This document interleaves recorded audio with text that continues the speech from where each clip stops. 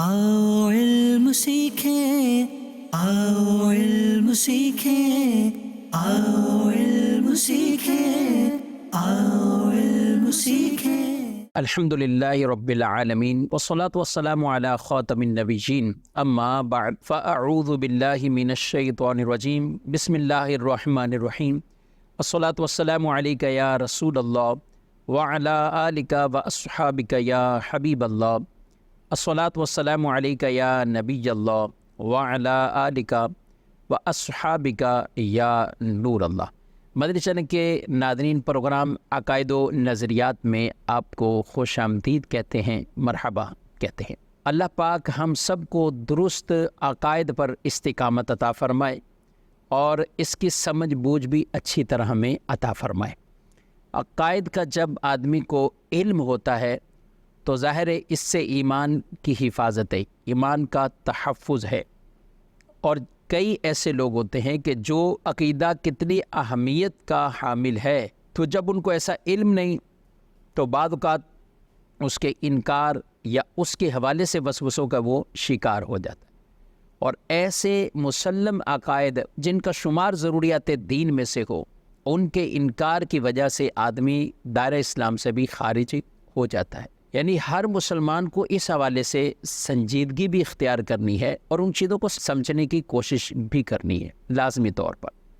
जहाँ हम कुतुब के अंदर और हदीस पाक की शुरुआत में तलबे इल्म के हवाले से कि इल्म तलब करना और इल्म तलब करने के ये फ़ज़ाइल है, और बल्कि हदीस पाक में तलबुल इल्मी फ़रीदतुन अला कुल्ली मुस्लिमिन व मुस्लिमतिन, इल्म दीन तलब करना ये हर मुसलमान मर्द और औरत पर फ़र्ज़ है। इसकी शरह के अंदर उलमाए किराम ने बिल्कुल वाज़ेह तौर पर उलूम की एक तरह की फ़हरिस्त बयान कर दी है, उन उलूम की पूरी तमहीद बयान कर दी है और उनकी डिटेल और तफसील बयान की है कि कौन से ऐसे उलूम हैं जिनका सीखना इंसान पर फ़र्ज़ होता है। वो हर मुसलमान पर है, मर्द पर भी है, औरतों पर भी है। और इस हदीस पाक में कौन सा इल्म ऐसा मुक़द्दम इल्म, तो फरमाया सबसे मुक़द्दम इल्म वो अक़ीदे का इल्म है, अकायद के हवाले से, कि आदमी अक़ीदे के हवाले से इतना पुख्ता हो, मज़बूत हो कि उसके किसी भी तरह अक़ीदे के अंदर कोई भी कमज़ोरी ज़ोफ़ नहीं होना चाहिए। ना ऐसी ज़ोफ़ वाली कमज़ोर वो बात करे कि जो अक़ीदे के हवाले से वो पिपलेपन का शिकार हो जाए। तो अक़ीदे को सबसे मुक़द्दम बयान किया। एक अक़ीदा किस अहमियत के साथ समझना है, एक वो। दूसरी बात है कि उस अक़ीदे के बरअक्स कोई ऐसी गुफ्तगू कलाम ना हो। और साथ साथ क्योंकि अक़ायद के अंदर वो भी अक़ायद बिल्कुल हैं कि जिनमें से बाज़ का इनकार, सिरे से इनकार आदमी करे, दायरा इस्लाम से खारिज हो जाएगा। कुछ ऐसी चीज़ें कि जो इंसान को गुमराह बना देती, तो गुमराह बदमज़हब बना। तो अक़ीदे वाले पहली कैटेगरी कि जिसकी वजह से उसके ईमान का तहफ़्फ़ुज़ हो, उसके ईमान की हिफाजत हो, ये सबसे ज़्यादा अहम। फिर इसके बाद वो आदमी अपने आप को बदमज़हबियत से बचाना, गुमराहियत से बचाना, ये इसकी भी अहमियत है। फिर इसके बाद उलमाए किराम ने उन चीज़ों को बयान किया जो फ़राइद में से हैं। अब हस्ब हाल उस पर इल्म सीखने के हवाले से गुफ्तगू की। जिसके ऊपर नमाज़ें हैं तो वो नमाज के अहकाम, जिस पर हज है तो वो हज के अहकाम, जो कारोबार करता है तो हलाल हराम के अहकामात, जो मुलाजमत करता है तो वो उसके हवाले से अहकामात। तो फिर ये इनकी तमाम तर डिटेल और तफसील को बयान किया गया है। तो सबसे मुक़द्दम जिसको रखा है तो वो अक़ीदे का इल्म, नाज़रीन किराम, अक़ीदे के इल्म को रखा है। और अल्हम्दुलिल्लाह हम मुसलमान हैं और हमारा ताल्लुक़ अहले सुन्नत व जमात से है, और ये वही अक़ायद हैं कि जो 1400 साल से रसूलुल्लाह सल्लल्लाहु अलैहि वसल्लम ने जो तालीम सहाबाए किराम अलैहिम रिज़वान को दी, और सहाबाए किराम से ये चलता चलता सिलसिला आज हम तक ये पहुँचा हुआ है। और यही नाजी है, नजात पाने वाला वो ग्रोह है, सवाद आज़म है। और हमें हदीस पाक में ये कहा गया है कि तुम सवाद आज़म को यानी थाम लो, इसे पकड़ लो, इससे जुदा ना हो। तो آج اب دیکھیں تو دنیا بھر کے اندر جو سب سے زیادہ کثرت جن کی ہے تو وہ اہل سنت و جماعت. اعلیٰ حضرت امام اہل سنت الشاہ امام محمد رضا خان رحمۃ اللہ تعالی علیہ، آپ نے بھی وہی اہل سنت کے جو عقائد تھے، وہی جو بزرگوں کے عقائد تھے، صحابہ اور اہل بیت کے عقائد تھے، انہی کو آپ نے اجاگر کیا. اور ایک وہ وقت تھا کہ جب ان عقائد کو مٹانے کے لیے یا ان عقائد کو ختم کرنے کے لیے طرح طرح سے حربے استعمال ہو رہے تھے کہ کسی نہ کسی طرح لوگوں کے دلوں میں جو رسول اللہ صلی اللہ علیہ وسلم کی تعظیم ہے، عظمت ہے، محبت ہے، وہ نکل جائے. کسی طرح صحابہ کی کوئی معاذ اللہ اہل بیت اطہار کے خلاف اور طرح طرح کی اور ایسی چیزیں. تو اعلیٰ حضرت امام اہل سنت نے اس وقت جو انہی عقائد پر ایک طرح کا پہرا دیا، اور وہ تعلیم آپ نے قرآن و سنت کی روشنی میں آپ نے امت تک پہنچائی. آپ نے وہ کردار ادا کیا ہے کہ واقعی آج دنیا ان کو مجدد دین و ملت کے نام سے یاد کرتی ہے کہ وہ انہوں نے تجدید کر دی ہے. وہ کوئی نئے عقائد انہوں نے نہیں دیے، وہ وہی عقائد ہیں جو حضرات صحابہ کرام کے تھے، وہ وہی عقائد ہیں جو حضرات اہل بیت اطہار رضی اللہ تعالی عنہم اجمعین ان کے تھے. اور پھر انہی سے یہ سلسلہ چلتا چلتا آج الحمدللہ وہی تعلیمات اور وہی اپنے بزرگوں کے عقیدے اعلیٰ حضرت علیہ رحمہ نے بڑے واضح کر کے اپنے فتاوی جات کی صورت میں اور آپ نے اپنے رسائل کی صورت میں اپنے اسی تحریری کام کے ذریعے امت تک آپ نے یہ تعلیمات پہنچائی ہے. تو تعلیمات احمد رضا وہ وہی تعلیم ہے کہ جو تعلیم نبی پاک صلی اللہ علیہ وسلم نے صحابہ اور اہل بیت کو تعلیم دی ہے. تو آپ نے گویا کہ ان کے ساتھ جوڑا ہے، متصل کیا ہے. جو بیچ میں کوئی ایسا خلل آنے کی کوئی کوشش کر رہا تھا، خلل ڈالنے کی کوشش کر رہا تھا، تو آپ نے اس کو ختم کیا ہے. نہ کہ یہ کہ اعلیٰ حضرت نے کوئی الگ سے تعلیم دی ہے. آج کئی لوگ طرح طرح کی گفتگو کر کے عقیدوں میں اور خلل ڈالنے کی کوشش کرتے ہیں، وسوسے لوگوں کو ڈالتے ہیں کہ دیکھو بھائی اعلیٰ حضرت تو بھی 100 کچھ سال ہوئے ہیں اعلیٰ حضرت علیہ رحمہ کو، تو یہ تو تعلیم انہی کی. تو ہرگز ایسا نہیں ناظرین کرام. اعلیٰ حضرت امام اہل سنت الشاہ امام محمد رضا خان رحمۃ اللہ تعالی علیہ اگرچہ آپ کو دنیا سے پردہ فرمائے ہوئے اب 100 سے زائد سال ہو چکے ہیں، لیکن آپ علیہ رحمہ ایک اس گھرانے میں جو ایک علمی طور پر معروف گھرانہ تھا، مشہور گھرانہ تھا، آپ اس گھرانے میں آپ نے آنکھ کو کھولا اور پھر شروع سے ہی بچپن سے ہی آپ علم دین میں ایسے مشغول ہوئے. اور بالخصوص آپ کو جو اللہ پاک نے یہ ملکہ عطا فرمایا تھا، جو علم عطا فرمایا تھا کہ جس وقت سہولیات نام کی کوئی چیز نہ ہو، جن کی ساری زندگی ایک چراغ کی روشنی پر گزری ہو، اور اس وقت کوئی کسی طرح کی جدت نہ ہو، لیکن اعلیٰ حضرت امام اہل سنت نے اس وقت الحمدللہ مسلمانوں کے دین و ایمان کی حفاظت کے لیے اور انہی عقائد اہل سنت و جماعت کے تحفظ کے لیے آپ کا یہ قلم چلتا تھا، اور آپ نے وہ عقائد، وہ تعلیمات وہ ہم تک آگے پہنچائی ہے. تو یہ بھی وسوسہ جو لوگوں کو کہ اعلیٰ حضرت 100 سال پہلے کے ہیں تو اب یہ تعلیم تو اعلیٰ حضرت کی ہوئی، تو اعلیٰ حضرت کی الگ سے کوئی تعلیم نہیں، بلکہ رسول اللہ صلی اللہ تعالیٰ علیہ وآلہ وسلم نے جو صحابہ اور اہل بیت کو تعلیم دی، وہی تعلیم امام اہل سنت الشاہ امام احمد رضا خان رحمۃ اللہ تعالیٰ علیہ کی ہے. تو ناظرین کرام، جتنا آدمی اپنے علماء حق سے مربوط رہے گا، مضبوط رہے گا، تو وہ اکابرین کی تعلیمات پر ہی رہے گا، وہ انہی عقائد پر ہی گامزن رہے گا جو عقائد ہم سے مطلوب ہیں، جو دین کو مطلوب ہیں، جو شریعت کو مطلوب ہے ہم سے، وہ انہی پر رہے گا. وہ اپنی من مرضی کے مطابق کسی قول کو، کسی فعل کو وہ ایسے غلط قرار نہیں دے گا، یا معاذ اللہ اس کو شرک سے تعبیر نہیں کرے گا. آج چھوٹی چھوٹی باتوں کو بعض اوقات شرک کے زمرے میں ڈال دیا جاتا ہے. یہ شرک ہوئی، بظاہر اس کی حقیقت کو نہ سمجھا، نہ علماء اہل سنت کی ان کتب کو پڑھا، نہ دیکھا، نہ اس عقیدے کی کوئی تشریح، نہ اس آدمی سے کہ اس کے ذہن اور دماغ میں کیا چیز ہے کہ وہ اس نے یہ عمل کیا، ایسے ہی اس کو شرک سے تعبیر کر دیا گیا اور نام دے دیا جاتا ہے یہ امام احمد رضا کی تعلیمات ہیں. پہلے سے کوئی ایسا تعلق ہی نہیں. اچھا، کس چیز میں؟ مزار پہ نہ جاؤ. کیوں نہیں جاؤ؟ مزار پہ جانے سے معاذ اللہ کئی کہتے ہیں کہ مزارات پہ جو ہے وہ شرک ہوا. کس مزار پہ آپ نے دیکھ لیا شرک ہو رہا ہے؟ کہاں دیکھا آپ نے شرک؟ ہم بھی تو مزارات پہ جاتے ہیں اور ہم نے بیشتر مزارات کی زیارت کی ہے, حاضریاں دیتے ہیں وہاں پر.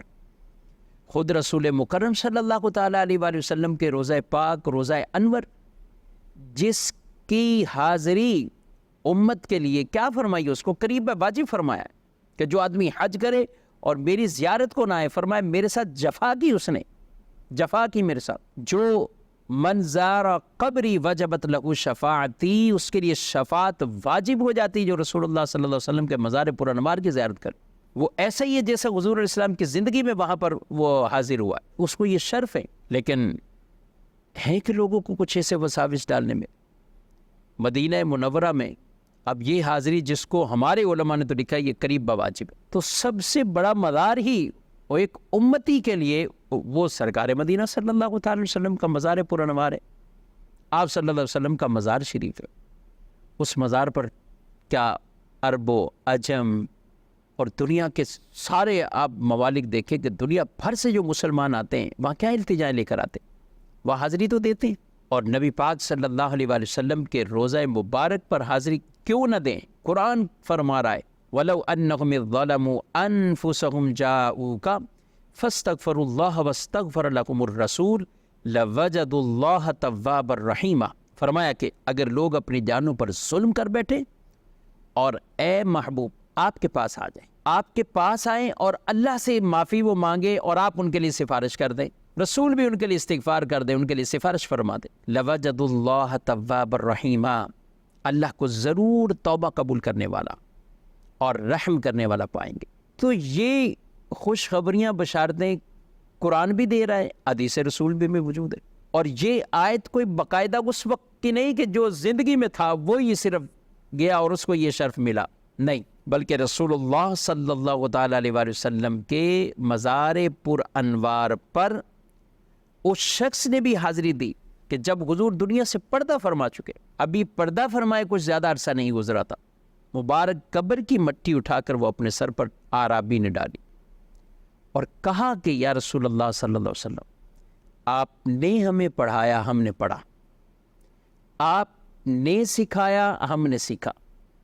قرآن میں جو یہ کہا گیا وَلَوْ أَنَّهُمْ إِذْ ظَلَمُوا أَنفُسَهُمْ جَاءُوكَ فَاسْتَغْفَرُوا اللَّهَ, اگر لوگ اپنی جانوں پر ظلم کر بیٹھیں اور آپ کے اے محبوب آپ کے پاس آ جائیں اور یہاں کر اللہ سے معافی مانگے, رسول بھی ان کے لیے سفارش کر دیں, تو ضرور اللہ کو توبہ قبول کرنے والا, رحم کرنے والا وہ لوگ پائیں گے, ضرور ان کو پائیں گے. تو اعرابی نے وہ قبر مبارک سے مٹی اپنے سر پر ڈالی کہ یا رسول اللہ صلی اللہ علیہ وسلم, میں اپنی جان پر ظلم کر بیٹھا ہوں, یعنی گناہ سرزد ہو گئے, کو غلطی ان سے ہو گئی, اور حضور کو کہہ رہے کہ آپ سفارش کریں, آپ اللہ سے کہیں آپ سفارش کر دیں. قبر مبارک سے آواز آتی کہ اے اعرابی جا, اللہ نے تیری مغفرت کر دی, اللہ نے تجھے بخش دیا.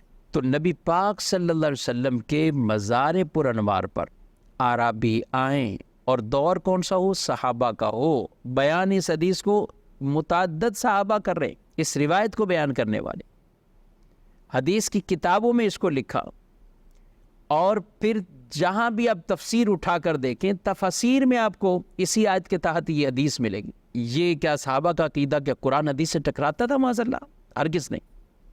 وہ آئے ہیں حضور کی بارگاہ میں اور وہ یہ جانتے ہیں حضور ہمارے لیے ایک ذریعہ ہیں, وسیلہ ہیں, ہماری سفارش فرمائیں گے.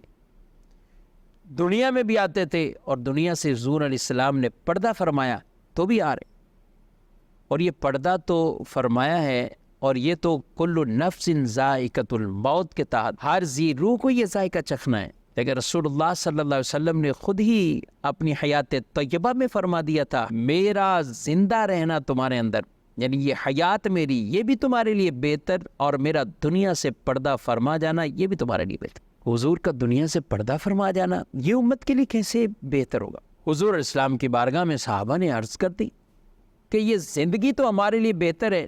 سمجھ میں آ گیا. آپ سے لوگ التجائیں کرتے ہیں, من کی مرادیں پاتے ہیں, علم سیکھتے ہیں, طرح طرح کے یہ ان کے کام ہوتے ہیں. لیکن حضور دنیا سے چلے جانا، پردہ فرما جانا، یہ بھی ہمارے لیے بہتر ہوگا، یہ کیسے؟ تو فرمایا کہ تمہارے اعمال مجھ پر پیش کیے جائیں گے، جن کے عمل اچھے حضور خوش ہوں گے، اور جن کے عملوں میں کوتاہی اور کمی ہوگی حضور علیہ السلام قبر میں بھی ان کے لیے سفارش فرمائیں گے، ان کے لیے سفارش فرمائیں گے۔ تو ناظرین کرام، میں گفتگو کر رہا تھا کہ اب یہ مزار پر انوار پر اعرابی آئے، صحابہ کا دور ہو، کوئی منع ان کو نہیں کرے، یہاں کیوں آئے ہو، کس طرح آپ حاضری دے رہے ہو، یہ کیوں کہہ رہے ہو، نہیں۔ لیکن آج کے اسی دور کے مطابق اگر گفتگو کرے تو لوگوں کو انہی چھوٹی چھوٹی باتوں پر ایسے وسوسوں میں ڈال کر ٹوٹل ان کے ایمان کے اوپر ایک طرح کا ڈھاکہ ڈالنے کی کوشش کی جاتی۔ نہیں جی، قبر پہ نہ جائیں، مزار پہ نہ جائیں، کیونکہ وہاں شرک ہوتا ہے۔ کہاں سے شرک ہوتا ہے؟ کس مزار پر آپ نے شرک دیکھا؟ آپ جانتے ہیں شرک کسے کہتے ہیں؟ آپ ایک مسلمان کو مشرک قرار دے رہے ہیں۔ رسول اللہ صلی اللہ علیہ وسلم تو یہ فرمائے میری امت سے مجھے شرک کا خوف نہیں، اور آپ لوگوں کو مشرک قرار دے دیں، ان کو شرک قرار دے دیں۔ نہیں جی، ہم نے کسی کو دیکھ لیا تھا کہ اس نے سجدہ کیا تھا، ہم نے تو آج تک ایسا بندہ نہیں دیکھا کہ جو مزار پر سجدہ کر رہا ہو، واقعی نہیں دیکھا۔ یہ پتہ نہیں لوگ کچھ اپنے ساتھ ہی لے کے جاتے ہیں تو اسی سے سجدہ کرواتے ہیں، اور پھر اسی کی تصویر بنا کر شاید سوشل میڈیا پہ ڈالتے ہوں، ہو سکتا ہے دھوکے کا زمانہ ہے، یہ بھی کرتے۔ لیکن اگر بالفرض اگر کوئی اپنی جہالت کے پیش نظر اگر سجدہ بھی کر رہا ہو، تو آپ کسی کو اس عمل پر کیسے مشرک قرار دے سکتے ہیں جب تک آپ اس کی دل کی نیت پر واقف ہی نہیں ہیں؟ یہ یاد رکھیں، سجدہ اس کی دو قسمیں ہیں، سجدہ عبادت اور ایک ہے سجدہ تحیت، یعنی تعظیم سجدہ۔ عبادت کا سجدہ تو کسی شریعت میں کسی اور کے لیے اللہ کے سوا جائز نہ ہوا۔ جس نے عبادت کے لیے سجدہ کیا اللہ کے سوا کسی اور کے سامنے وہ جھکا اور سجدہ کیا، وہ تو دائرہ اسلام سے ہے ہی خارج، یہ کسی شریعت میں ہی نہیں رہا، آدم علیہ السلام سے لے کر نبی پاک صلی اللہ علیہ وسلم اور قیامت تک۔ آدم علیہ السلام کو بھی جو سجدہ کیا فرشتوں نے، تو وہ سجدہ عبادت نہیں تھا، ان کی تعظیم کے لیے سجدہ کیا گیا تھا۔ عبادت کا سجدہ صرف اللہ وحدہ لا شریک ہے، لیکن سجدہ تعظیم اس زمانے میں ہوا۔ آگے چلتے ہیں تو حضرت یوسف علیہ السلام کو بھائیوں نے سجدہ کیا، آپ کے ماں باپ نے سجدہ کیا۔ یہ کیا تھا سجدہ؟ سجدہ تعظیم تھا، یہ سجدہ تحیت تھا، تعظیمی سجدہ تھا۔ رسول اللہ صلی اللہ علیہ وآلہ وسلم سے جب صحابہ نے پوچھا یا رسول اللہ صلی اللہ تعالیٰ علیہ وآلہ وسلم، کیا ہم آپ کو سجدہ کریں، آپ ہمیں اجازت دیں؟ اونٹ آپ کو سجدہ کر رہے ہیں، شجر و حجر آپ آتے ہیں تو درود پڑھتے ہیں، کچھ درخت جھکتا ہے، تو یہ ہم بھی ابھی آپ اجازت دیں؟ تو آپ صلی اللہ علیہ وسلم نے منع فرمایا کہ میں کسی کے لیے یہ روا نہیں رکھتا، یہ اجازت نہیں دیتا۔ اگر میں دیتا تو میں یہ کہتا کہ بیوی شوہر کو سجدہ کرے، یہ بھی اب شوہر کے مقام کو بیان کرنے کے لیے کہا، اگر میں سجدے کی اجازت دیتا تو یہ کہتا، لیکن میں کسی کے لیے یہ روا نہیں رکھتا۔ اور شریعت محمدیہ میں سجدہ تحیت، سجدہ تعظیمی، یہ بھی منع کر دیا گیا، حرام قرار دے دیا، لیکن اس کا حکم حرام ہے، یہ کفر نہیں ہے، یہ شرک نہیں ہے، یہ بات سمجھنی چاہیے۔ ہم اس کی کوئی پذیرائی ہی نہیں کرتے کہ ہم کہیں کسی کو بھی سجدہ کرو، کسی پیر کو سجدہ کرو، کسی مزار پہ سجدہ کرو۔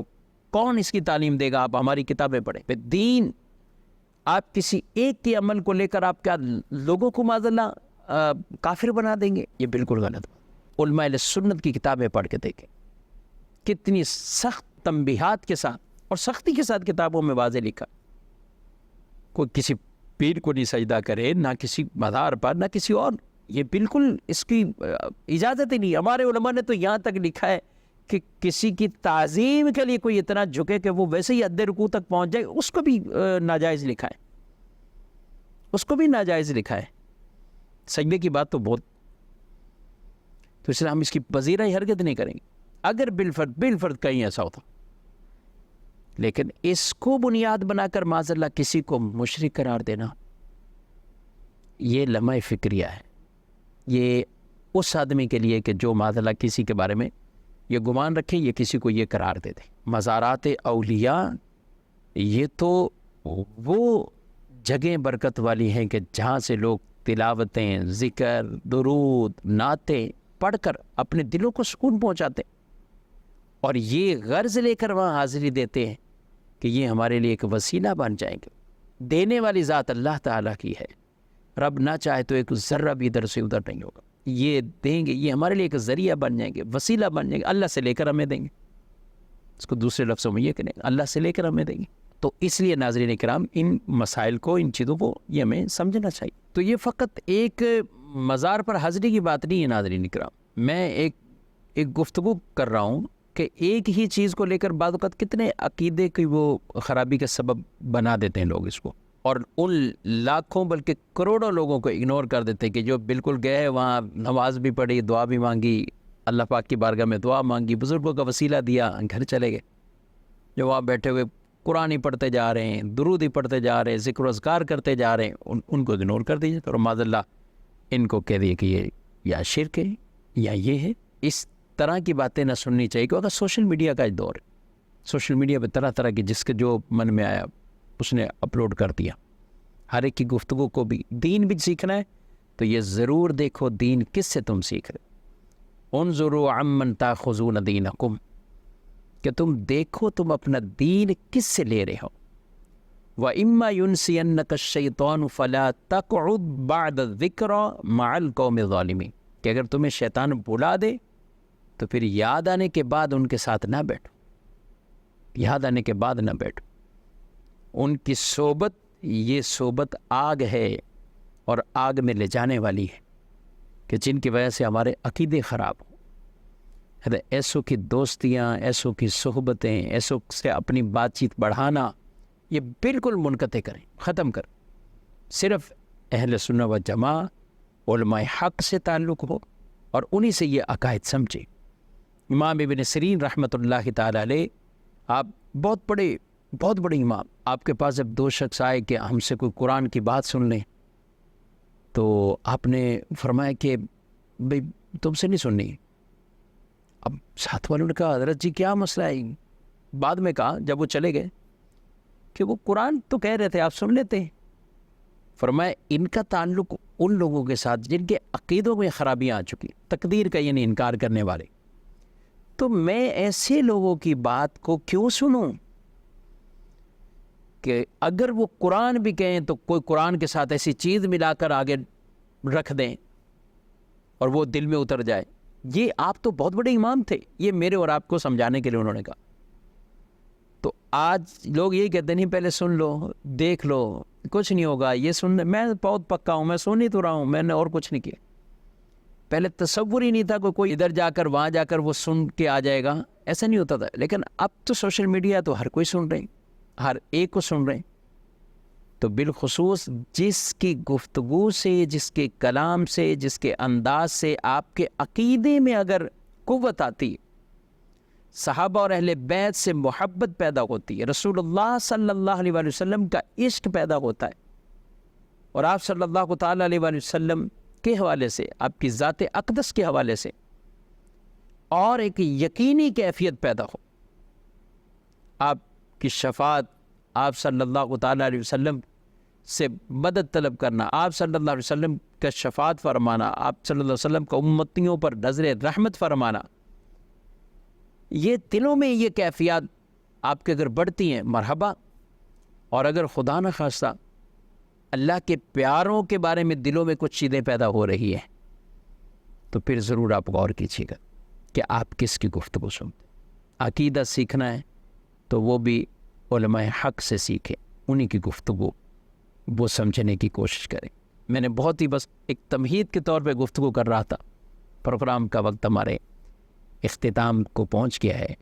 عقیدے کی اہمیت جب ہوگی تو پھر عقیدے کے تحفظ کے لیے بھی ہم کچھ کردار ادا کریں۔